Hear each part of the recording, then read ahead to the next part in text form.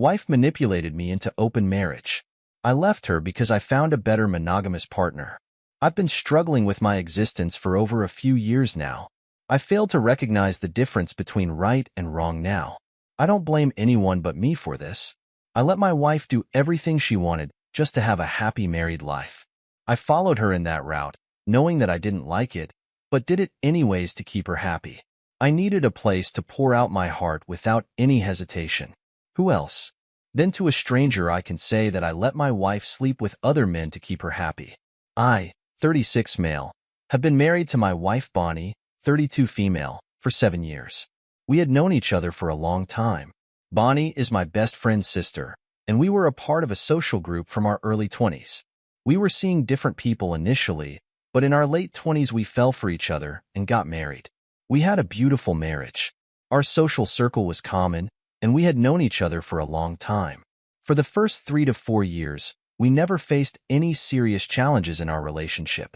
Minor disagreements were there, which was normal. But after that, she started nagging about our dull life. She always had complaints about how our relationship is losing the spark. It took me some time to figure out what she wanted. I'll come to that eventually. We were doing everything to keep our marriage refreshing. Went on dates, hiking, vacations, parties, games, everything. Did everything we used to do during our courtship days. Strangely, she wasn't spelling out what she actually wanted from me. She would just rant and crib about getting bored. When I asked her what she wanted me to do, she would say, "Look it up. There are so many new things going on. People are experimenting with new stuff to keep their bedroom life thrilling." So I looked it up. It came up with various ways to spice things up. We started with role plays, sex toys, and then slowly we moved to BDSM. We even took a crash course for that. Yes, it was shocking for me too. I had no clue of its existence. There are professional trainers who trained you for that crap. It was fun.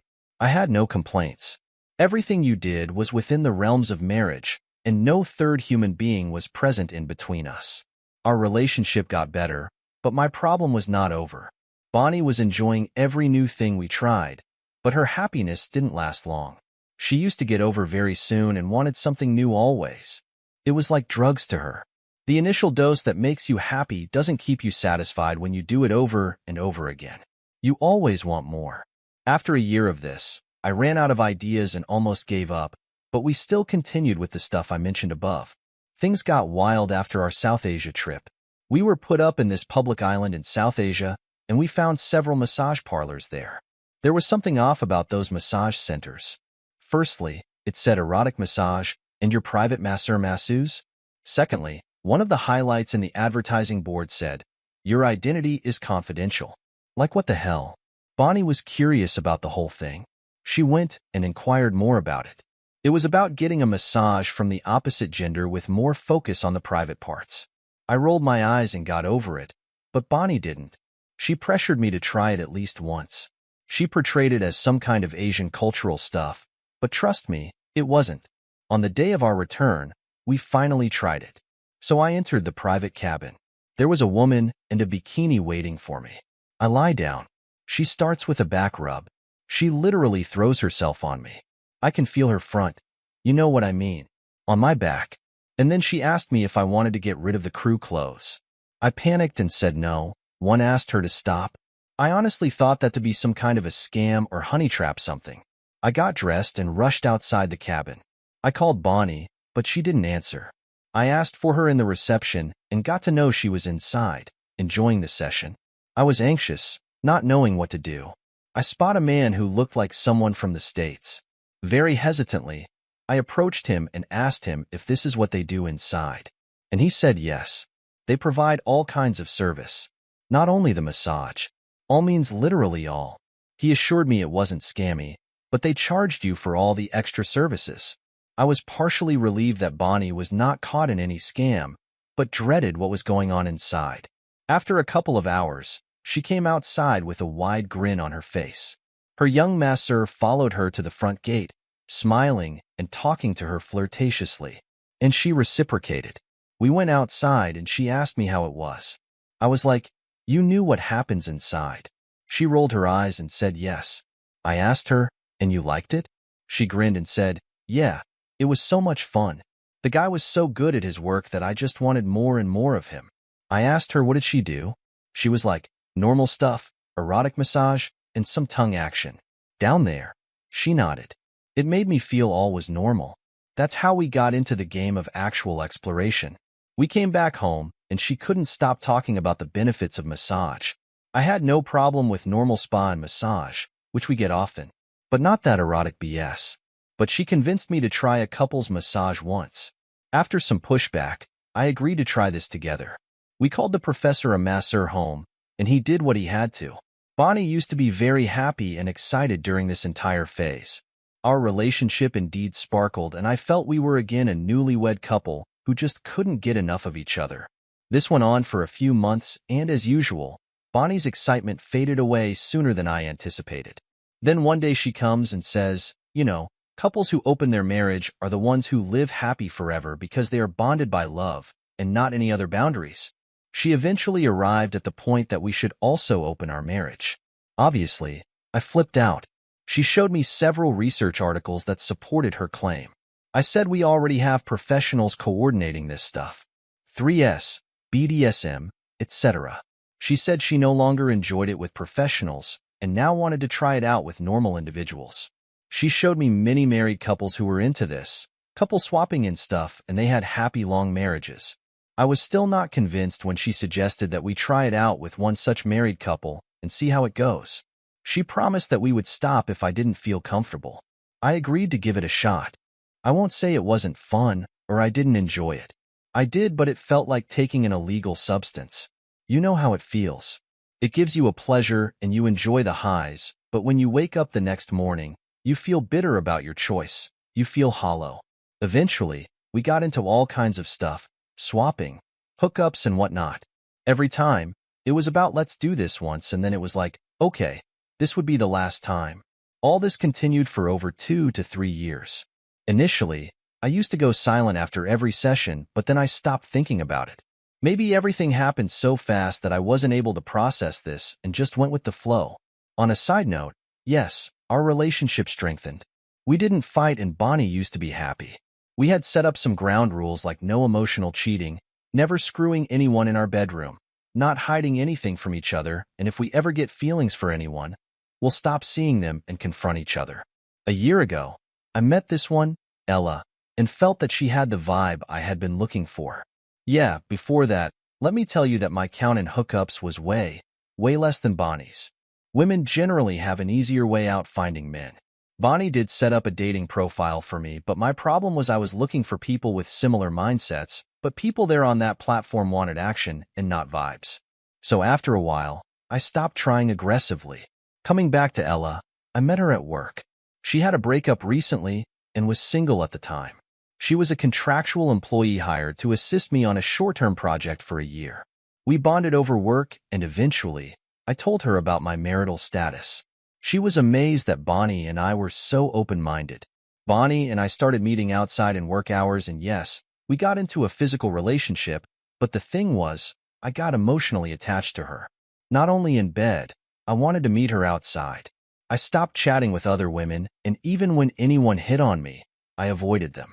My equation with Bonnie was not going great. Though we lived in the same house, we had our own worlds. Yes, we were there for each other whenever we needed our better half, but the love was slowly sneaking out. Before I met Ella, there were times when I wanted to come out of this. I even discussed with Bonnie that we had enough of all this, and now we should switch back to a monogamous relationship. But she was not done yet. She said okay, but not now. We were still young and unexplored. Then I met Ella and I stopped whining about this to Bonnie. After a few months, I realized I was getting serious about Ella, which meant I was emotionally cheating on Bonnie. So I confronted Bonnie and told her everything. She freaked out, said it was indeed cheating and I should immediately stop seeing her. I tried to push back, but she laid a choice, either Ella or her.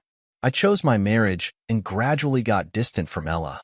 She understood my coldness, and by then her contract was about to be over, and she left the office. I felt lonely again. More than lonely, I had anger and frustration for Bonnie. This was not the life I wanted. A week ago, I was sitting idle and Bonnie was in the shower. Her phone was vibrating.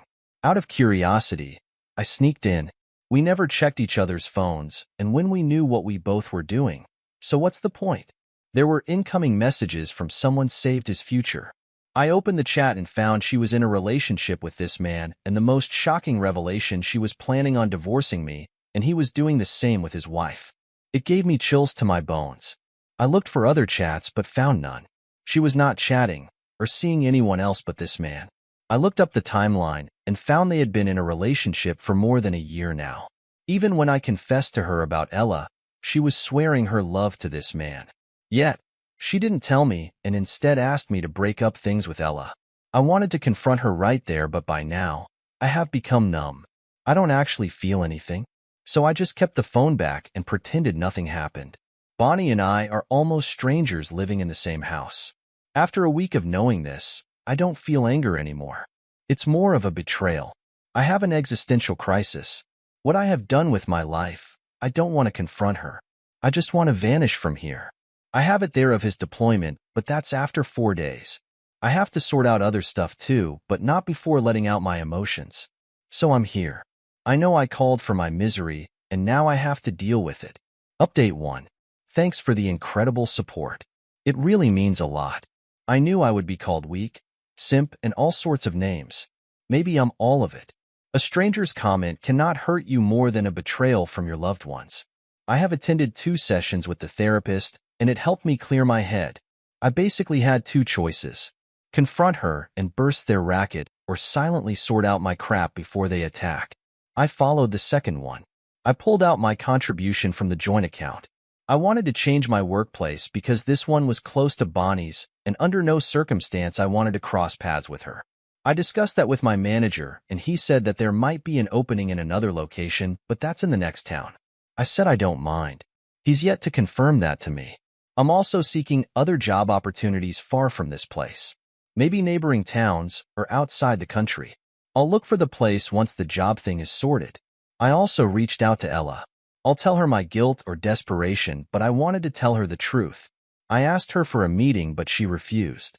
I insisted that I needed to confess the reason for my separation, and she agreed.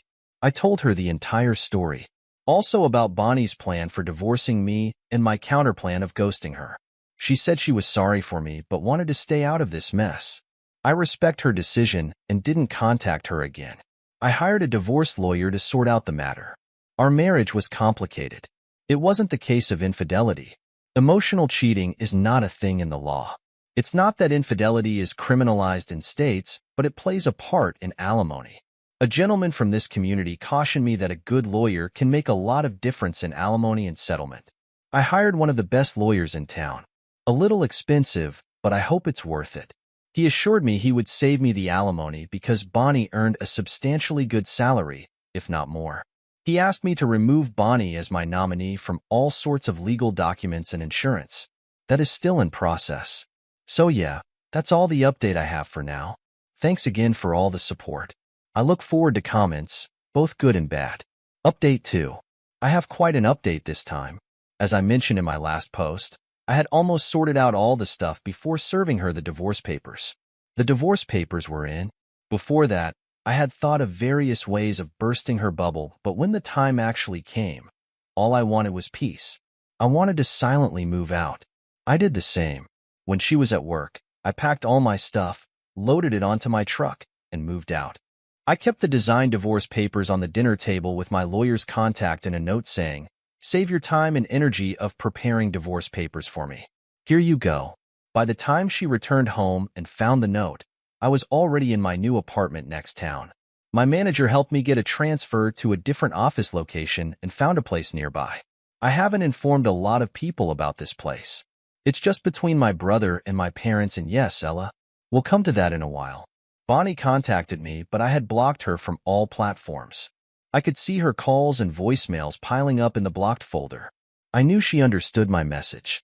She was no fool.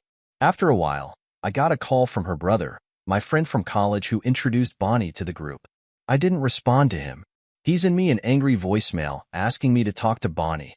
I was like, "How dare you ghost my sister for your lust? If you don't come clean, I'll hunt you and your slutty mistress wherever you are. You can't hide from me." What the EFF? I opened some of the messages from Bonnie and found she was accusing me of cheating with Ella. She was just so disgusting. I was saving her reputation, but she was sabotaging mine. Instead of responding to his calls, I sent him the screenshots where Bonnie was discussing with Fair Partner about divorcing me. He responded, "Can we talk? I don't understand what you guys are up to." I said I don't want to discuss this over a call, and asked him to meet me in the evening. He came calm. I told him I didn't want to involve him because she's his sister. I told him briefly about what had to happen between us. Not the kind of details I have rambled on here, but a summarized version of it. He was shocked that his little sister was up to this. He asked me about Ella. Bonnie had told him that I had ghosted her because of Ella. I told him the truth. I didn't need to do this, yet I showed him the emails and chats where I had stopped all communication with Ella. After the confrontation, he was not completely on my side, but he wasn't bitter at me either. He said, "I don't know what to do now. I'm in a fix." I said, "I understand, and you don't need to take a side." He asked if I was serious about the divorce. I said yes, and Bonnie was also planning for the same, so it's better we separate amicably. That's all that has happened until now. Update 3. This is going to be a shorter one. After meeting me, Bonnie's brother clarified the matter to her parents. Apparently, Bonnie and her parents were blaming him for introducing me into her life. So he revealed the whole truth, and eventually Bonnie also confessed the same to him. He texted and apologized to me. Bonnie tried to involve her parents and her brother to get a better divorce settlement from me, but they all left her alone to deal with her crap. She demanded a huge alimony, but my lawyer was harsh. When she was earning quite well, he didn't let her have anything from me. After a lot of to and fro on the settlement terms, the divorce was finalized. I haven't had any updates about her since then. Last week, her brother called me. During the divorce and even after that, he sometimes used to text me, but it was just about checking up on each other. We never discussed Bonnie. This time, he brought her up. First, he asked me about Ella. Honestly, I downplayed my emotions and said we were not sure yet. She told me that Bonnie's condition had deteriorated, and she had to be taken into therapy. A fair partner has ditched her. There's no better way to say this, but a fair partner realized she's a swinger who jeopardized her stable marriage into a cheap thrill show, and he cannot trust that woman. He had promised Bonnie that he would divorce his wife once our divorce was settled, but he ditched her at the last moment. Good for him. He dodged a bullet. I'm not sure if his wife knows about this entire thing. Bonnie is not a fool to have not reached out to her. I'm sure she would have. She would have tried all means to destroy a fair partner's life after he betrayed her, but I don't know anything about it, and neither I asked her brother about it. About me. I have settled quite well in this new town, upgraded my car, have set up the house. Not a fancy one, but a cozy tiny place just matching my taste. Oh yes, I missed out on giving the details about Ella in the last update. So yeah, we are together now. After my last meeting with her where she wanted to stay out of it, I didn't contact her, but she sometimes used to text me to check up on my well-being. Gradually, we started talking regularly, and I gave her updates about my divorce and stuff. We are not an official couple yet, but I find her very mature and understanding, the kind of people I'm into. We are yet to confess our feelings to each other, but unofficially, we are a thing already, and I think she feels the same about me. She had subtly told me that she's looking for an monogamous relationship, and in no circumstances she would tolerate any sort of polygamy. I assured her that I'm also of the same morals, and that whatever I did in the past was for the sake of my love for Bonnie and to save my marriage. I know she would need time to trust my words, and I completely understand her. I also want to take it slow. Tomorrow is Ella's birthday, and she wishes to celebrate it with the special children in the child care home, and I'll be driver here there. I have made all the arrangements, and it's going to be a surprise for her. I'm sure she's going to love it. She really loves children and is also associated with the NGOs working for children with special needs. Oh yeah, I'm looking forward to having a good time with her.